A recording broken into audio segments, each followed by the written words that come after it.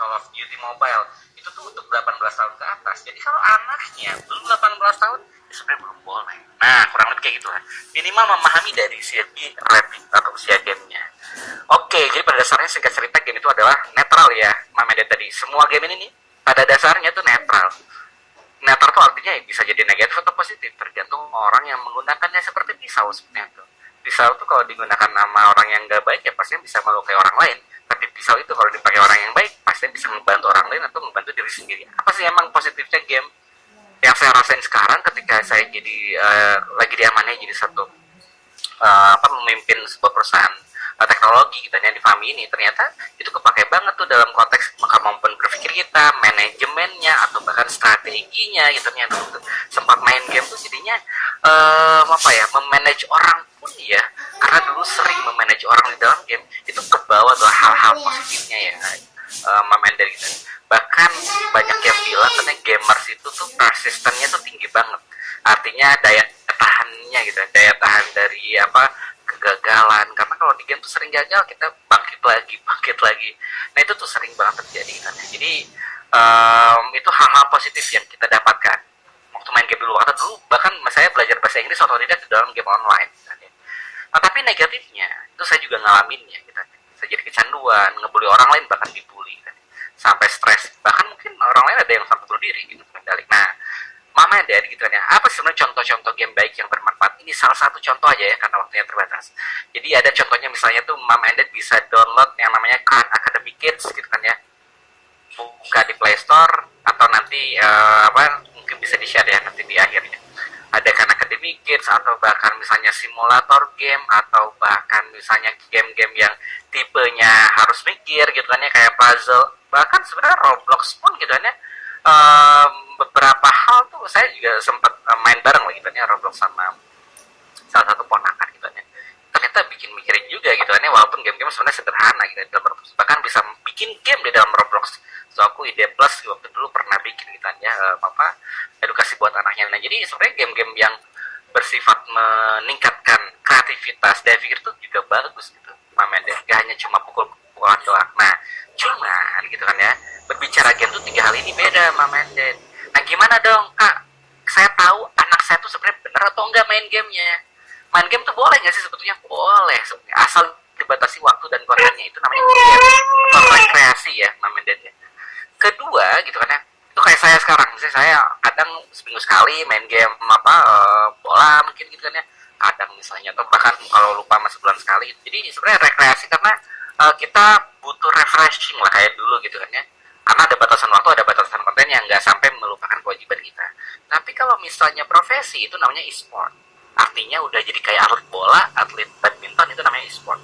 Ketiga, saya juga pernah ngalamin yang namanya kecanduan, itu mah perlu diobati. Jadi nge-game itu rekreasi, e-sport profesi, kecanduan perlu diobati. Nah emang kamu yang namanya e-sport kayak gimana sih? Gimana cara ngedukung anak kalau dia punya skill jadi e-sport? Nah, gak main-main ya jadi e-sport tuh. Udah kayak atlet bola. Semua orang bisa main bola nggak? Bisa.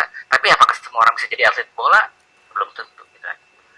Nah, kenapa? Karena termasuk juga atlet game. Gak semua yang modal main game tuh bisa jadi atlet game. Karena memang ada tahapannya. Dari mulai pertama adalah apakah Mamende di sini semua mengizinkan atau bahkan mendukung, dia harus latihan gitu. Karena kalau dia nggak latihan minimal 5 sampai 8 jam latihan mekanik ya.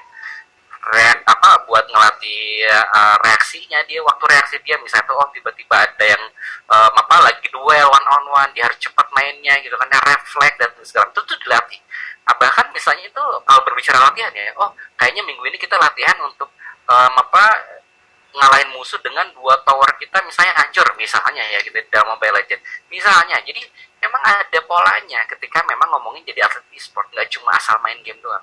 Ketika dia latihan ada strukturnya atau bahkan ada diklatnya juga gitu ya. Setelah itu dia juga harus hidup seimbang, olahraga dan pola makan sehat. Nah, kalau makan mie instan setiap hari, bahkan digado mie instannya ya, nggak sampai direbus gitu. Itu agak bahaya. Kenapa? Karena sebetulnya ketika kita sakit, kita pola makannya, pola tidurnya nggak baik gitu kan ya, itu otomatis kemampuan makan itu makin menurun, konsentrasi. Akhirnya dia jadi top player. Yang ketiga, Mamede dia ketika udah jadi top player, bisa jadi top global player. Dulu pernah ada namanya Just No Limit. dia bakal ikut jalur pendidikan atau di hire sama klub e-sport kayak atlet bola aja, di hire sama klub bola, baru habis itu dia bisa ikutan kompetisi. Nah di sana gitu kan Mamedet baru yang dinamakan atlet e-sport. Dan tapi harus perlu diingat bahwa atlet e-sport ini adalah profesi jangka pendek, artinya 25 tahun tuh biasanya udah pada pensiun. Artinya apa? Artinya kalau misalnya anak kita dia misalnya pengen jadi atlet e-sport sampai tua tuh nggak bisa. Nah, makanya harus dipikirin tuh, karena ini profesi jangka pendek. Nah, dari mana sebenarnya atlet e-sport dapat penghasilan? Itu tuh dari gaji bulanan, dari hadiah perlombaan, dari endorsement gitu kan ya. Endorsement tuh misalnya ada yang laptop, dia mau jualan laptop, biasanya kalau misalnya di atlet e-sport dapat prestasi di dunia internasional dipakai dan dia buat ngenalin produknya. Nah, jadi gaji bulanan tuh antara 6 sampai 8 juta kalau salah, bahkan ada yang ratusan juta gitu. Hadiah perlombaan bisa dilihat sendiri ya, dari mulai ratusan ribu sampai miliaran gitu ya. Nah, sekali lagi sebetulnya untuk kita ngelihat apakah anak kita ada bakat gitu ya di atlet e-sport atau enggak, ya perlu ngeliat skillnya juga, apakah dia top skill atau cuma main game doang. Karena nggak semua gitu kan ya, orang yang senang main game, hobi main game harus jadi atlet game. Mungkin dia bisa jadi programmer, mungkin dia bisa jadi content creator, mungkin dia bisa jadi desainer gitu kan yang gambar-gambarnya dan seterusnya. Nah, jadi tadi atlet e-sport. Nah, kalau kecanduan tuh perlu diobati. Nah, ini kayak orang ini. Jadi orang ini dulu gitu kan ya, pada dasarnya tuh saya bisa dibilang dulu anak yang baik-baik gitu kan ya. Kelas 4 SD mulai kecanduan, main game sampai belasan tahun lamanya, berhenti sekolah 2 tahun, akhirnya tuh saya benar-benar terjebak gitu kan ya dalam rutinitas main game itu sendiri. Nah, apa yang saya terjadi ketika kecanduan game? Emang kamu mau apa sih ciri-ciri saya kecanduan game tuh? WHO di tahun 2018 udah bikin sebuah statement bahwa kecanduan game online itu sama dengan salah satu tanda-tanda penyakit mental juga. Nah, ini salah satu ciri-cirinya ya, ada sekitar 6 lah. Nah, saya coba sederhanakan ya, Mamendet ya. Apa sih sebetulnya ciri-ciri orang yang udah kecanduan? Orang yang udah kecanduan tuh ciri-cirinya gitu kan ya. Yang pertama adalah jadi sering lupa waktu. Jadi sering lupa waktu, dia main game sampai 30 jam. Kalau saya dulu sampai 30 jam, ya mungkin ada yang 15 jam, 20 jam gitu kan ya. Ada yang dia emang nggak jarang tidur gitu kan ya. Pokoknya jadi ada perubahan perilaku lah dari mulai 6 sampai 12 bulan. Jadi Mameda tinggal perhatiin aja anaknya. Dia udah kecanduan atau belum, cek deh 6 sampai 12 bulan ke belakang. Ada perubahan perilaku nggak? Dia jadi sering lupa waktu. Kedua, dia yang tadinya tuh sering mandi, jadinya malas mandi. Saya dulu mandi seminggu mungkin 2 kali gitu ya. Makan juga males gitu ya. Karena kita tuh nggak mood buat apa makan, yang penting main game terus. Nah, jadi ada perubahan perilaku tuh. Jadi kita jadi nggak peduli sama kesehatan kita, karena yang kita peduli adalah main game aja. Ketiga, ibadah jadi malas-malasan gitu kan. Kalau seorang muslim sholat jadi malas-malasan, kalau disuruh ibadah biasanya 5 menit lagi, ntar lagi gitu kan. Gampang ngambek, gampang ngegas, yang tadinya lemah lembut jadi gampang ngegas, yang tadinya seneng ngumpul sama orang jadinya seneng mager, menyendiri. Bahkan saya, Mameda dia sudah melakukan hal-hal yang saya nggak bisa ngebedain mana yang baik, mana yang buruk gitu kan. Saya jadi senang mencuri, berbohong, berjudi dan seterusnya. Nah, ini semua adalah ciri-ciri kata WHO seseorang itu udah terkena namanya kecanduan game atau salah satu penyakit mental. Karena udah mengubah prioritas ke dalam hidup gitu. Dengan kesehatan pun bukan prioritas bagi dia. Nah, gimana cara saya bisa lepas dari kecanduan game? Saya tabrakan berkali-kali gitu kan ya, sampai sebelum lulus kuliah. Maksudnya tuh sebelum masuk kuliah saya tabrakan lagi, dan yang paling parah mungkin tabrakan ini gitu ya. Ketika motor saya masuk ke kolong truk gitu kan ya, saya terpelan ke sebelah kiri, tangan saya retak, harus digips gitu kan ya. Sehingga saya tuh nggak bisa ngapa-ngapain lagi di sana tuh. Akhirnya tobat dan gak mau main game lagi. Nah, apakah emang udah selesai? Gimana Kak? Kamu videonya memang mati ya Kak? Oh iya, kepencet kayaknya Kak. Iya, saya kira kamu pas kecelakaan kok videonya mati pas banget ini. Oh, maksudnya, aduh Pak, jangan. Iya. Saya juga serem. Oh, jadi real ya? Jangan. Oke, silakan. Tapi emang metode kecelakaan tuh kenapa sih bisa kecelakaan? Karena memang kondisi kesehatan tuh udah makin menurun sebetulnya.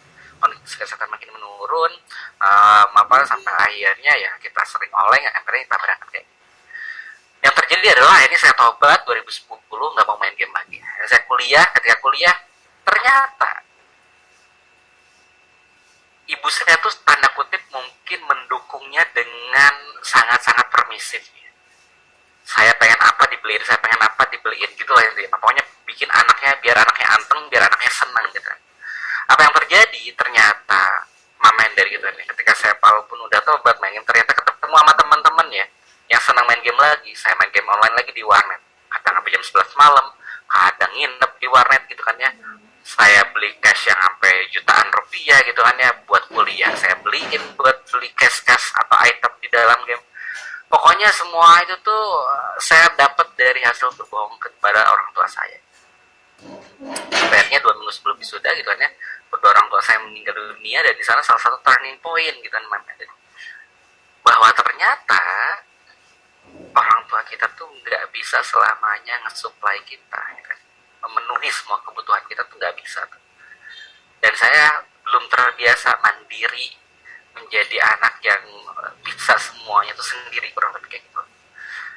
Belasan tahun lamanya gitu kan ya, saya tuh bener-bener mana orang tua tuh sebagai 3 hal aja. Kalau nggak sebagai microwave, kita samperin kalau kita lapar doang; sebagai mesin cuci, kita samperin kalau cucian kita kotor doang; atau sebagai ATM, kita samperin kalau kita butuh uangnya aja. Nah, jadi selama belasan tahun tuh saya cuma mana orang tua sebagai 3 hal aja.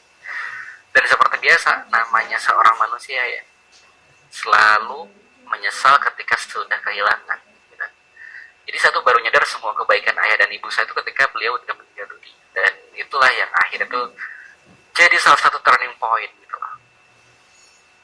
Turning point buat apa? Buat lepas dari kecanduan. Karena waktu itu tuh saya tuh berpikir gitu kan, gimana ya? Apakah hidup saya tuh mau kayak gini-gini aja? Karena ya cukup menyedihkan ya. Waktu wisuda tuh orang lain mah tahu gitu kan, ini foto wisuda sama siapa, sama bingung gitu. Sehingga ada yang namanya itu konsep STK, Mamen, dan itu gimana saya biar kita lepas dari kecanduan, ada tuh STK, yaitu sadar kecanduan itu masalah, T-nya punya tujuan, K-nya komitmen melakukan kebiasaan lain. Nah, saya tuh udah sadar kecanduan masalah. Kenapa? Ketika ayah dan ibu saya meninggal. Nah, ini anaknya kira-kira sadarnya tuh harus dengan apa? Apakah dengan cara yang sain ya? Atau mungkin ada hal yang lain? Nah, jadi kita tuh sebetulnya sepanjang kita nggak sadar bahwa kecanduan itu dalam masalah ya, kita tuh kalau dinasehatin bakal masuk kuping kanan dan keluar kuping kiri gitu. Saya juga bukan tanpa apa ya, kalau ngadepin anak atau remaja yang kecanduan itu bukan tanpa kesel atau marah gitu. Kadang juga sebel gitu kan ya. Emang kita juga ngerasain ya, Mama Dad ya, sabarnya, keselnya kalau anak tuh susah diingetin, bahkan aduh ini udah nggak bisa dibilangin lah gitu. Tapi emang buat nyadar itu ada berbagai cara. Nah, nanti saya coba jelasin cara buat nyadarin anak tuh. Nah, kedua tuh saya akhirnya punya tujuan tuh ketika orang tua saya meninggal. Saya tuh punya tujuan kan. Apa nih tujuan saya? Tujuan saya tuh adalah ini nih. Harus sebetulnya tuh kita tuh akhirnya tuh mikir, semua anak tuh kehilangan orang tuanya dulu baru mereka sadar, kan gak harus seperti itu. Itu kenapa 2014 ketika lulus kuliah itu ya kita udah mulai cari aktivitas lain yang memang saya kan dulu tuh nggak tahu ya saya tuh harus mau kemana, mau ngapain. Nah, akhirnya tuh saya dapatlah aktivitas di mana bikin sebuah startup company dan ya, atau bahkan perusahaan teknologi lah, namanya itu dulu tukar kartu, bikin aplikasi buat kontrol HP anak dan kecanduan game. Nah, itu jadi tujuan tuh akhirnya. Ketika saya sadar, saya nyari tujuan, akhirnya nemu tuh gitu kan ya. Beberapa waktu kemudian akhirnya jadikan itu tuh sebagai salah satu tujuan hidup lah, kurang lebih kayak gitu. Ini saya hidup pada dasarnya. Jadi kita kampanye gimana cara pentingnya bahwa kecanduan game itu problem gitu, ke berbagai media, ke berbagai lomba gitu kan ya. Jadi di Indonesia gitu kan ya, bahwa si aplikasi ini tuh bahwa orang tua harus lebih care lah gitu kan ya dalam mendampingi anak-anaknya dan memahami anak-anak yang kecanduan game itu seperti apa. Sampai ya alhamdulillah sampai sekarang gitu kan ya, mohon doanya semoga istiqomah juga. Kita sedang terus kembangin dalam ranah solusi dalam ranah parenting dan keluarga. Nah, apa sih sebenarnya yang dikampanyekan? Yang dikampanyekan itu adalah sebetulnya mom and dad gitu kan ya. Ketika misalnya ada anak yang kecanduan game itu parah banget, boleh nggak request nggak sampai gamenya dulu yang jadi problem gitu kan ya. Kadang saya tuh ngerasa bahwa kebanyakan gitu, di luar sana, saya yakin kalau di sini mah enggak lah gitu kan ya. Di luar sana tuh kadang game yang selalu jadi kambing hitam gitu kan ya. Padahal sebetulnya tuh nggak cuma dari gamenya aja gitu, tapi dari kondisi yang di sebelah kiri saya ini. Yang sebelah kiri saya ini, maaf ya sebelah ini ya, itu dari kondisi blast, kalau bisa dibilang tuh boring, lonely, angry, afraid, stress, dan juga tired. Orang yang bosan, kebutuhannya tuh kan penuh tantangan. Ketika nggak bisa disuplai di rumah, dia bakal nyari di mana? Di dalam game yang penuh tantangan, ada levelnya, ada level 1, level 2, lawan bos dan seterusnya. Orang yang lonely pengennya kan punya teman kebutuhannya. Kalau dia nggak bisa dipenuhi di rumah, jadinya gimana dong? Jadinya ya dia bakal nyari di dalam game. Di dalam game ada apa? Ada temennya main game online dari Singapura, Amerika dan seterusnya. Dia lagi kesel, lagi marah, bukannya dibanding-bandingin terus tuh lihat tuh orang tetangga dia udah keren, udah pinter gitu kan ya. Tuh lihat tuh misalnya apa teman kamu, nah kesel sama dibanding-banding kayak gitu. Pengennya kan dimengerti gitu kan, marah, kesel, dibully di sekolah gitu kan. Tapi karena ketika di rumah tuh malah dibandingin, disalahin. Yang ada kita nyari pelarian kemana? Ke dalam game juga gitu. Stres gitu kan ya misalnya tuh. Malah terus dipojokin. Dan juga capek tuh ini ya karena semua masalah terus bertumpuk gitu kan ya. Dan kita kayaknya nggak pernah dapat support di dalam keluarga ya, ini kita nyari tuh pelarian di tempat lain. Jadi nggak hanya game ya pelarian tuh, bisa jadi sosmed, bisa jadi narkoba, mungkin pornografi dan seterusnya. Saya memahami bahwa ini tuh nggak mudah ya, memedit ya, untuk kita rada mungkin tenang sama anak gitu kan ya. Saya juga sekarang udah punya anak umur 5 tahun gitu kan ya, deg-degan juga kadang gitu kan ya. Yang namanya orang tua nggak ada yang sempurna, tapi kita bisa terus belajar lah buat mandalaikan, mampu menirukan emosi kita. Nah, jadi gimana nih caranya biar menyadarkan anak? Sebenarnya adalah tadi, belas yang tadi ya, boring, lonely. Kita konfirmasi ke anak seperti itu. Nah, kamu sering ngerasa bosan nggak? Oke. Oh, kamu nggak sering ngerasa bosan gitu kan? Iya, mah. Kok mama tumben tiba-tiba ngomong kayak gitu? Gitu kan, ini mama aku atau bukan? Nggak tahu gitu ya. Tapi ngerasa bosan nggak kira-kira? Nah, ditanya, bosan itu kenapa? Oh, kayak habis beres sekolah, bingung mau ngapain di rumah. Yang biasa di rumah ngapain? Masuk kamar main HP. Nah, jadi kita tuh cari penyebabnya tuh apa, dari bos yang bikin dia bosan, yang dia bikin kesel, yang dia bikin kesepian. Ada orang yang kesepian seperti saya gitu waktu dulu tuh Sabtu Minggu gitu, ini juga kesepian gitu. Karena kita tuh jarang ngobrol itulah. Mungkin sama satu hari tuh ngobrol sama ibu kali ya 5-10 menit kali. Nah, yang perlu dilakukan tuh apa? Jadi kayak ini modification behavior.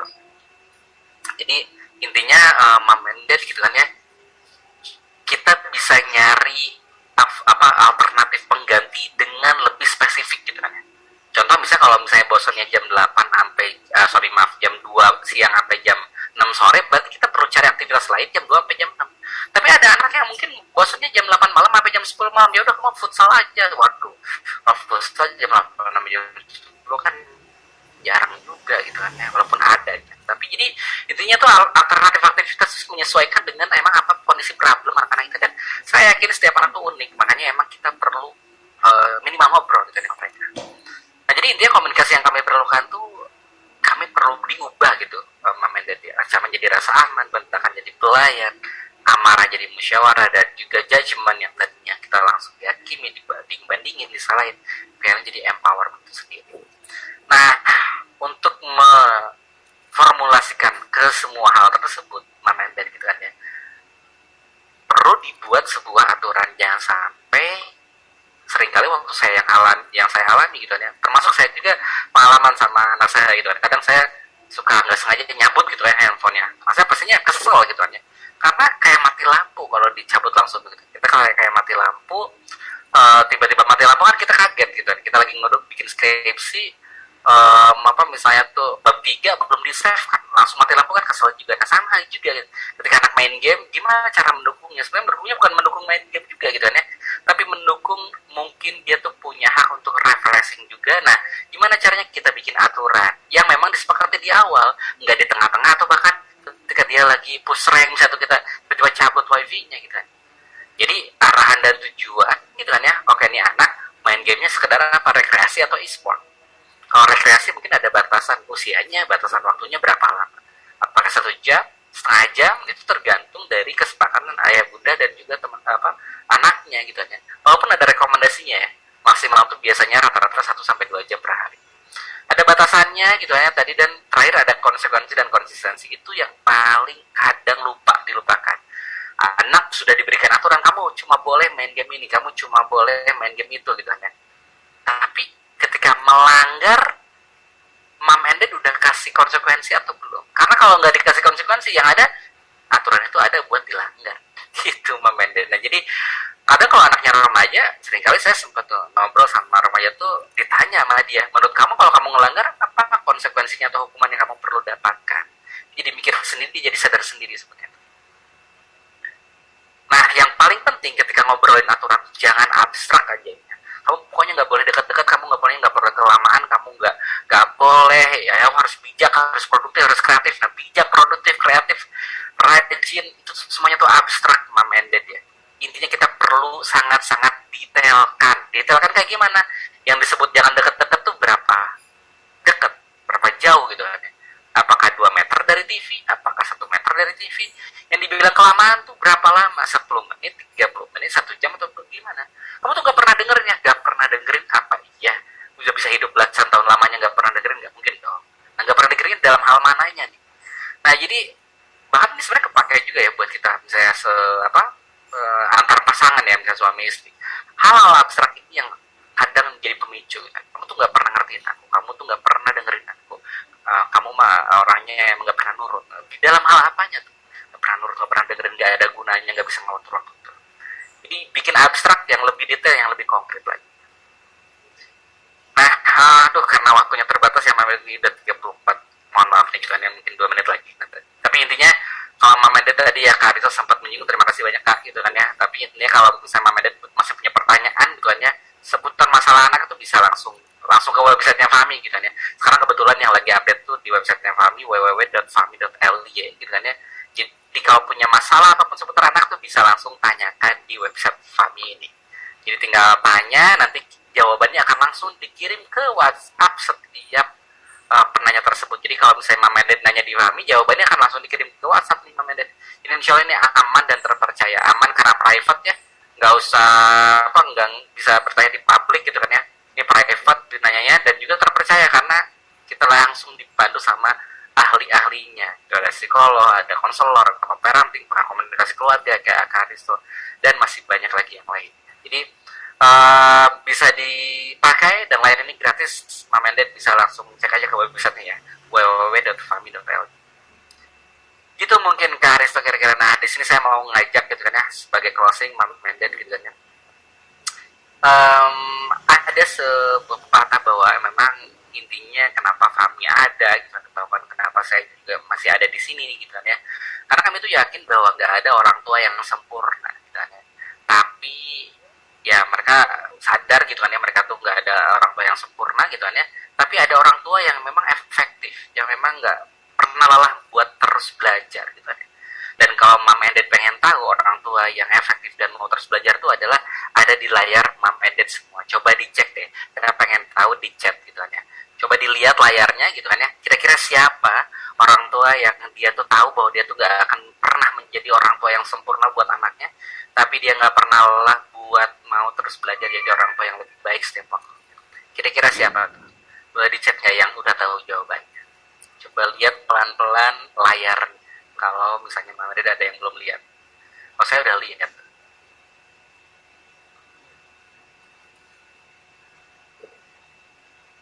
Oke, udah ada yang jawab nih. Siapa? Oke, terima kasih banyak Kak. Wah, udah ada yang jawab juga siapa? Oke, Kak Karenina ya, Ristiani. Terima kasih Kak Aris udah lihat. Kak Ayu Namira udah lihat. Oke. So, ada lagi kira-kira ada yang udah lihat siapa kira-kira? Waduh, Kak Elva ya di sini udah lihat juga. Oke, makasih banyak yang udah lihat. Intinya, Mama Ded kita ini, makasih banyak ya udah lihat. Makasih banyak sekali ya, karena udah mau terus belajar, gak capek gitu kan ya. Mungkin orang lain di malam-malam kemudian ini tuh udah waktunya pengen lainnya scroll TikTok juga gitu kan ya. Tapi Mama Ded tuh gak capek buat, ini kayaknya penting nih buat anak saya, atau minimal buat saya, atau minimal ada hal baik yang kita bisa ambil dari kesempatan di malam ini. Jadi makasih banyak sekali udah terus mau belajar gitu kan ya. Semoga kita dimampukan ya dalam menjalani step-step kehidupan kita sebagai orang tua. Oke, terima kasih banyak sekali lagi Mama Ded semua gitu kan ya. Intinya kalau ada apa-apa gitu kan ya, boleh itu ke Instagram saya di @momoawaludin, atau bahkan ke WhatsApp saya juga boleh gitu kan ya, 081224201860. Ini udah kayak call center lah gitu kan ya. Gak asal. Kalau kita mau ngobrol-ngobrol seputar anak dan game itu boleh banget lah kapan aja di mana aja gitu kan ya, di luar forum juga silahkan gitu kan ya. Intinya jangan sampai anak-anak kita atau kita sendiri dipimpin sama game. Kita harus memimpin game lah. Karena kalau misalnya kita dipimpin sama game ya kita dikendalikan sama game kan. Tapi kalau kita mimpin game, kita tahu kapan kita harus berhenti, kita tahu kapan kita harus main, kita tahu kapan kita harus jadi e-sport atau enggak gitu kan ya. Tergantung dengan apa yang jadi kebiasaan kita sehari-hari itu sendiri. Terima kasih banyak Mama dari semua. Mohon maaf kalau ada salah kata. Wassalamualaikum warahmatullahi wabarakatuh. Selamat malam semuanya. Waduh, luar biasa banget nih. Kita boleh kasih tepuk tangan dulu untuk kamumu ya. Oh, dahsyat ya. Sharingnya luar biasa gitu ya.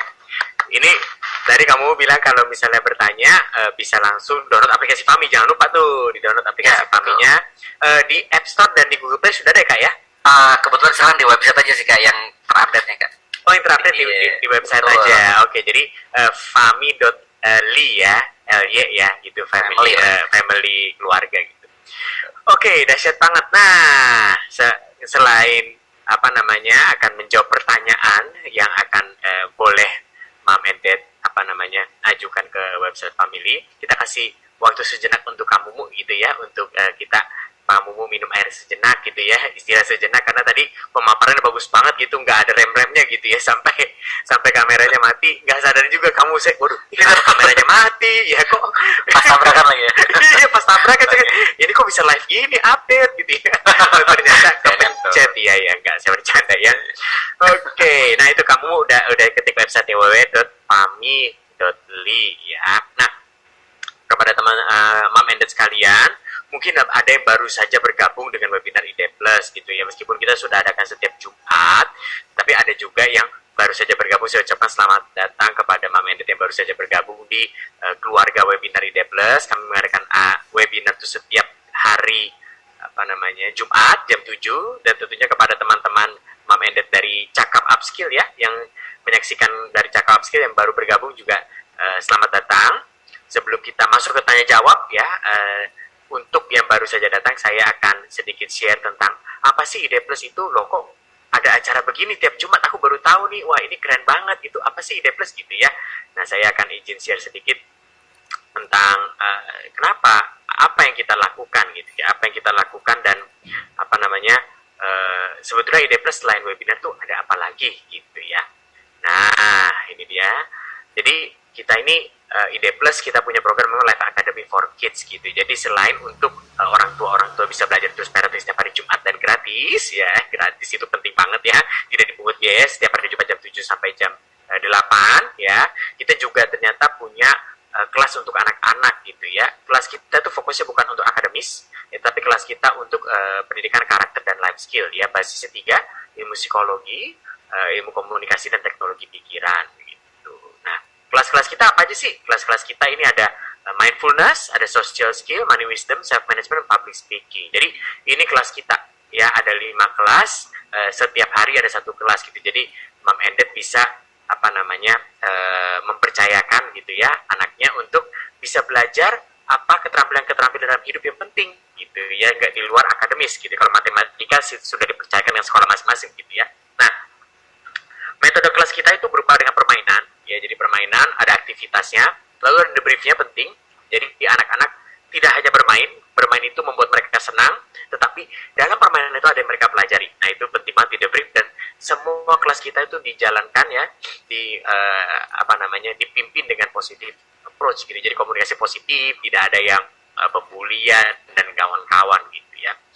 Nah, ini kelas kita ada self management ya, ada setiap kelas itu ada pilar-pilar yang kita pelajari ya. Self management itu mempelajari inisiatif, tanggung jawab, self awareness, perencanaan. Social skill itu membahas tentang empati, respect, kerjasama, komunikasi. Ini diasah terus ya.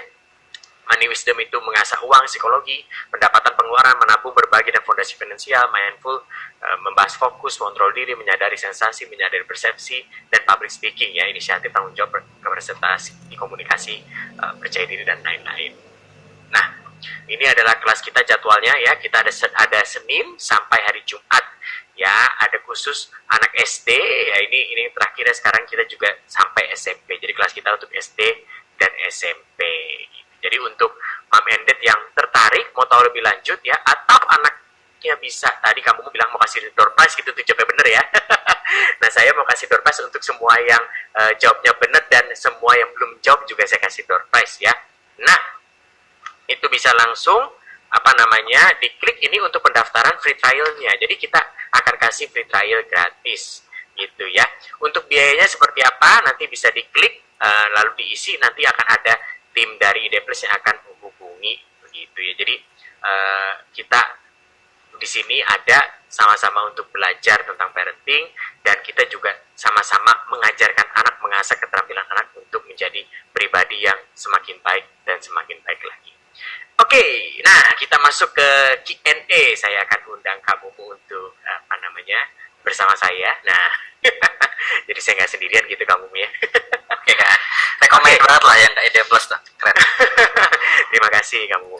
Nah, kamu ini ada banyak pertanyaan. Saya lihat ada 750 pertanyaan yang masuk. Oh, aku tadi hitungnya 757 kan.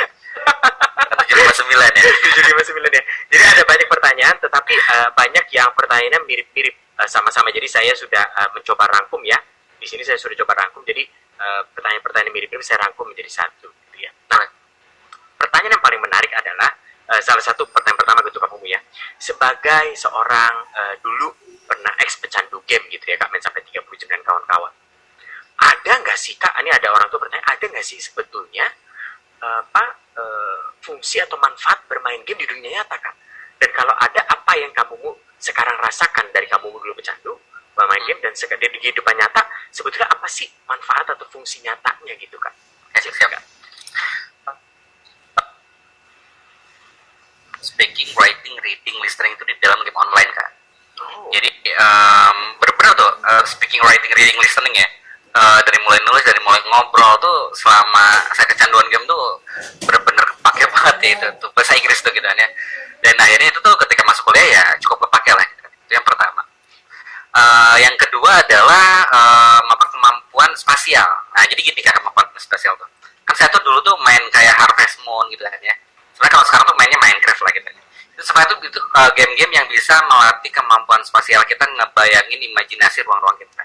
Jadi saya tuh pergi dari Bandung nih kita ya ke Pangandaran.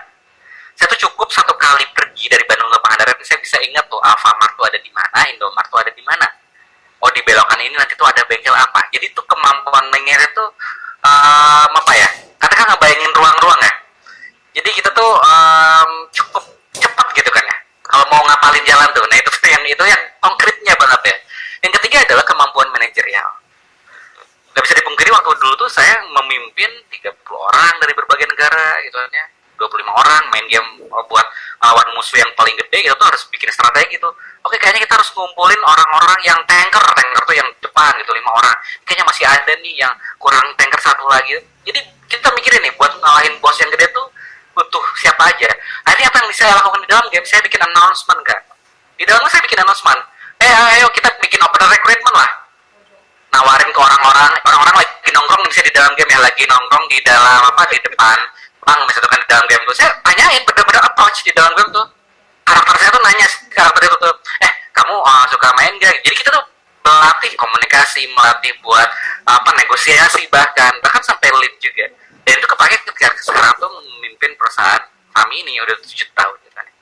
Jadi kadang tuh emang parah juga sih, tapi kadang suka ngebayangin bahwa ini tuh kayak main game sebenarnya.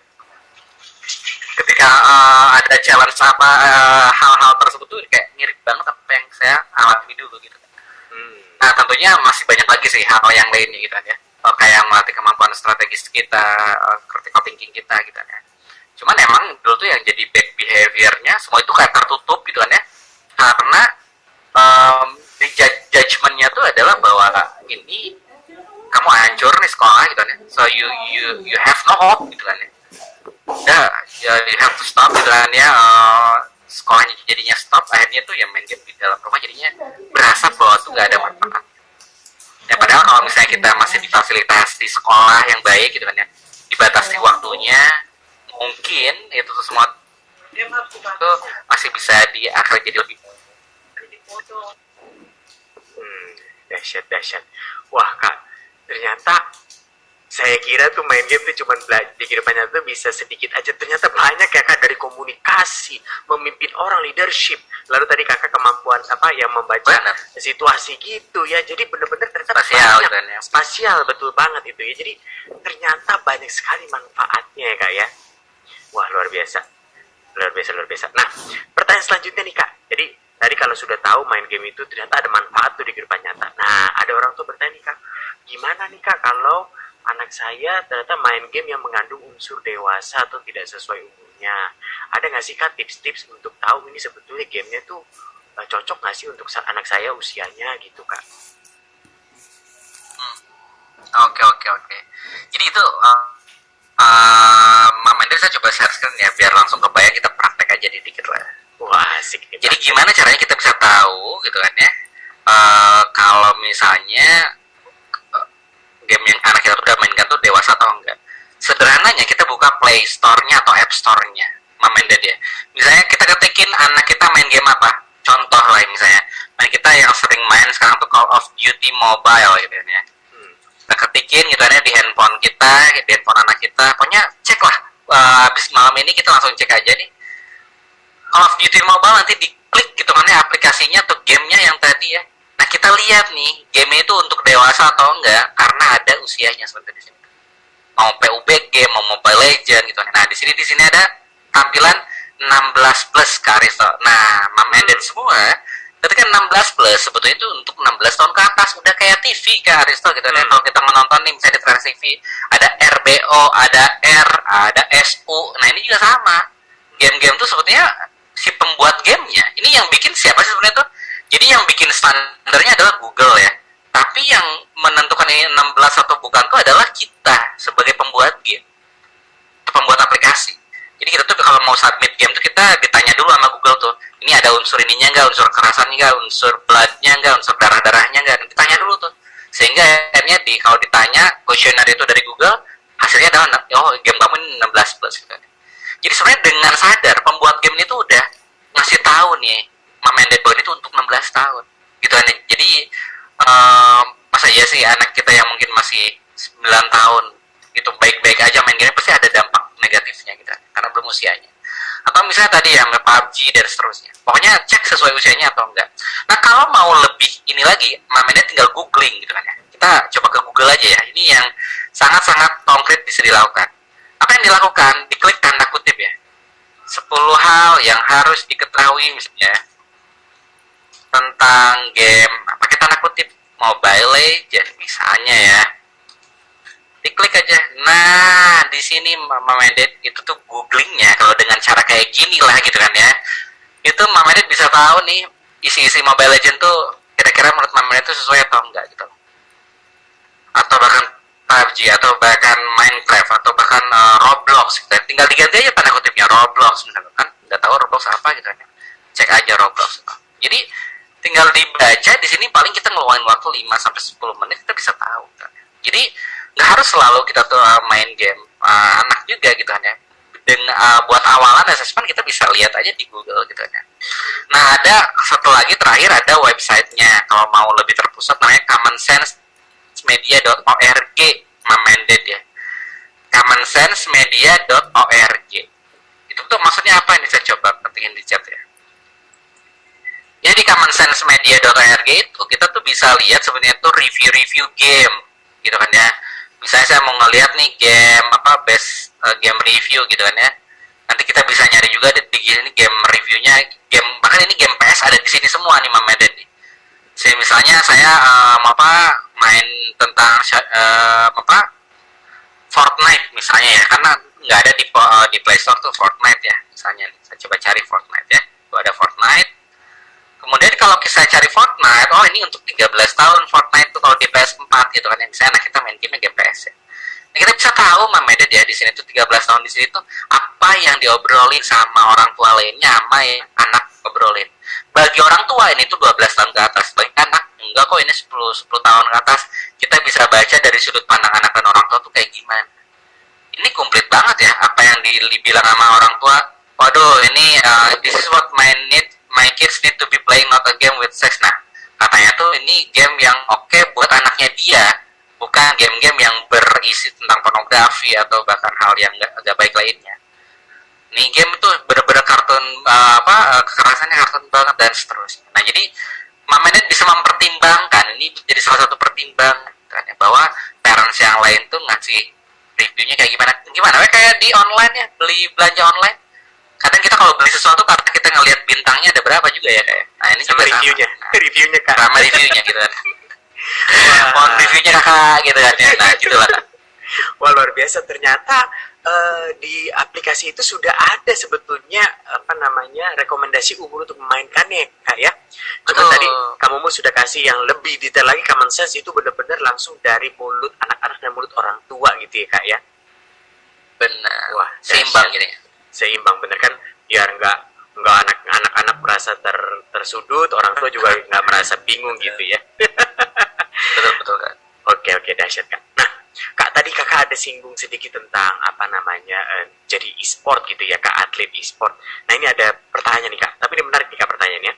Anak saya 12 tahun, perempuan, pernah bilang ingin jadi gamer supaya bisa mencari uang.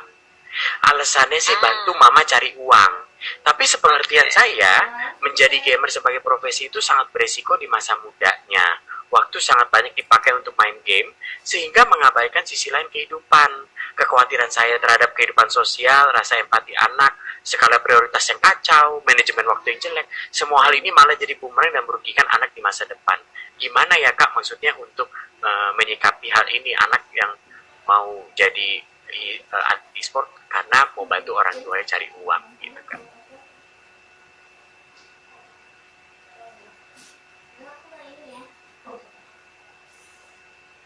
Oke, ini kayaknya kita ada koneksi, masalah koneksi ya. Kamumu terputus koneksinya. Ini pas lagi merem nih ya. Ini tandanya pertanyaannya bagus sekali. Jadi kamu tuh berpikir sangat hal-hal yang bisa langsung dilakukan gitu ya, bisa dipraktekkan. Oke, kita tunggu sejenak. Kamumu kalau sudah kembali boleh. Nah, ternyata kamu mau terputus gitu ya. Gak apa-apa, sambil menunggu ya. Masih ada mungkin 1 atau 2 pertanyaan nih, tadi pertanyaan yang menjadi e-sport, atlet e-sport itu akan dibahas kamu ya sebentar saat kamu kembali. Lalu di sini juga di chat sudah masuk ya sebuah pertanyaan. Nanti kita juga akan bahas nih pertanyaan dari Halo Kak. Ini kamu oke kamu.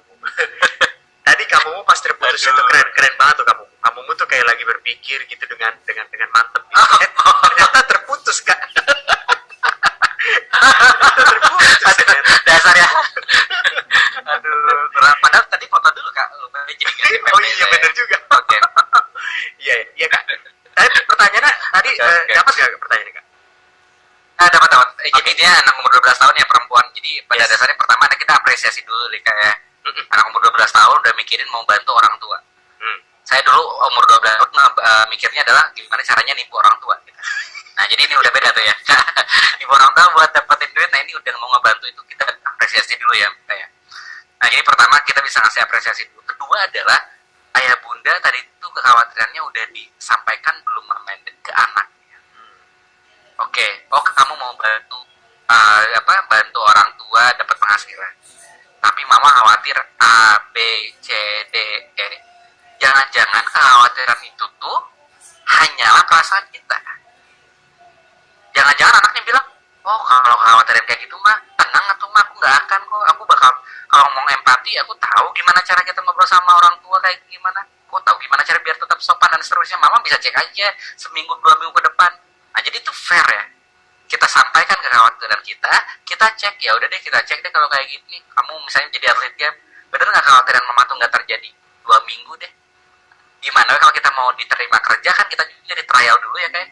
Nah kita boleh nggak trial dulu nih anak kita kitanya. Mau itu mau 2 minggu, mau 1 bulan, itu tergantung kebijakan mom and dad semua gitu.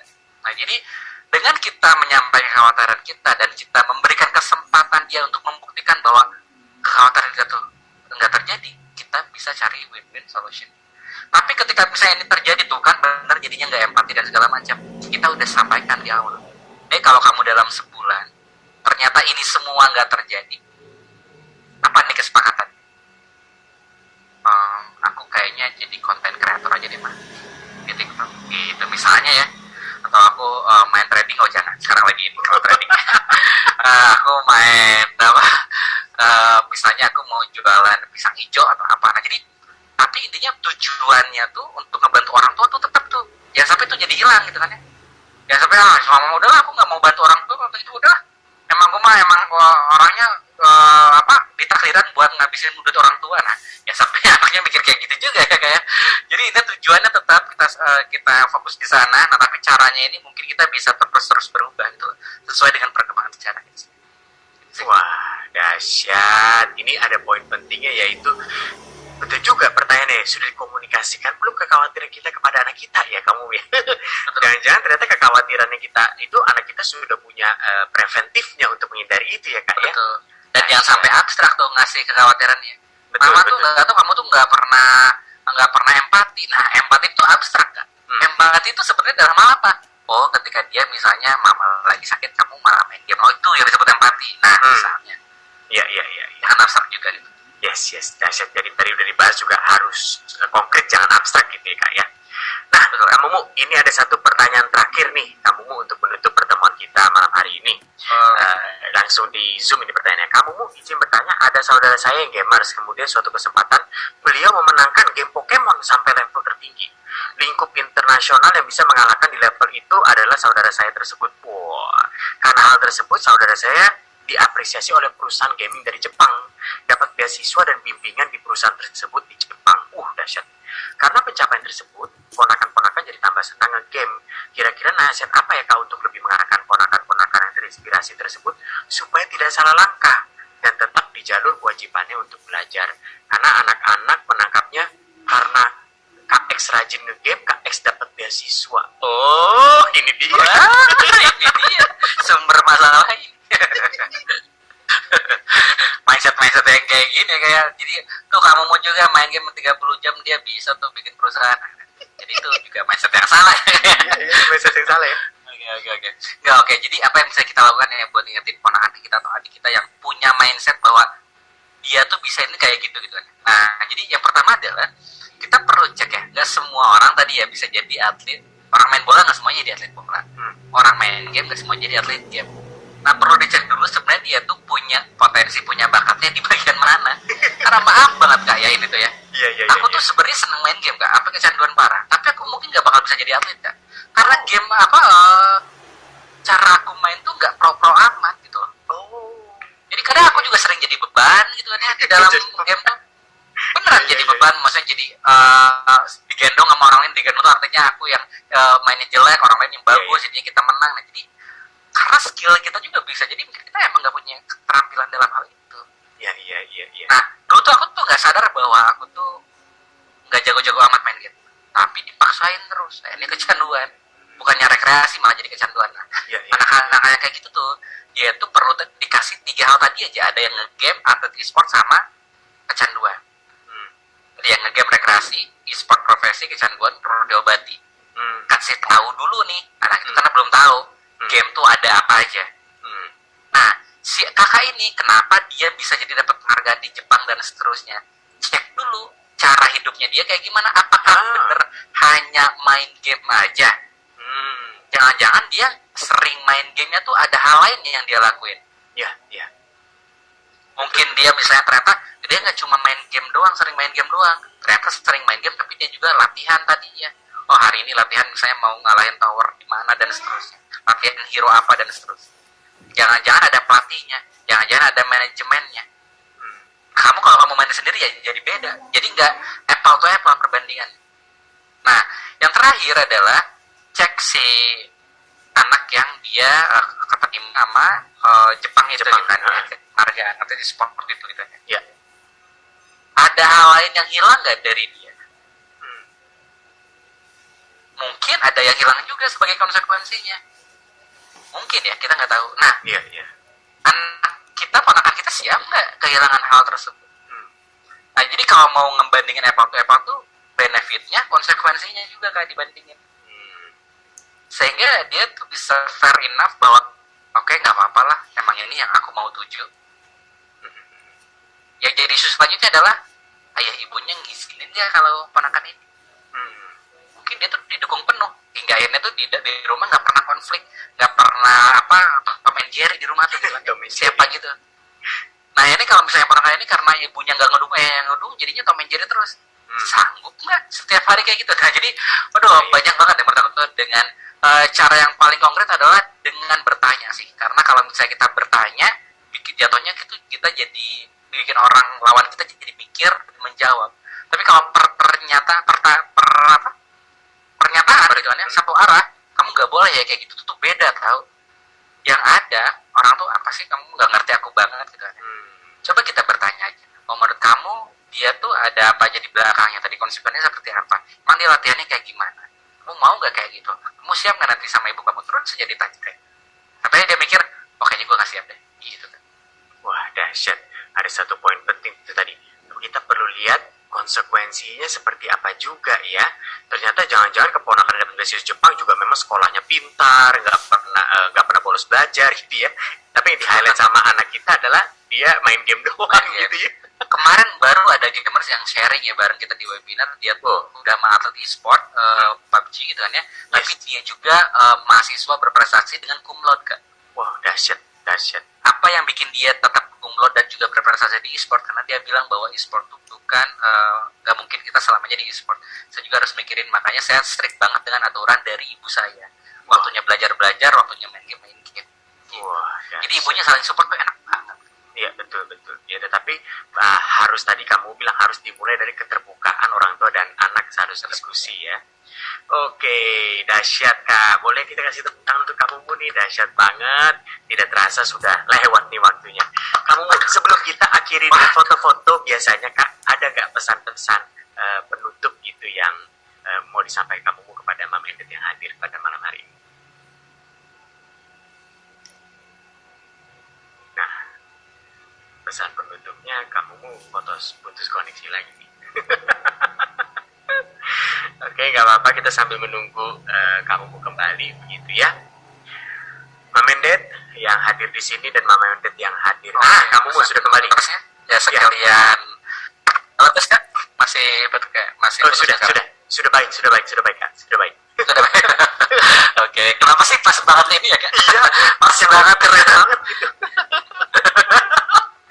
Paling yang penutupnya kalau dari saya gini sih Kak, mungkin gak sekalian sama pampersnya gitu kan, gak sekalian beli masanya gitu.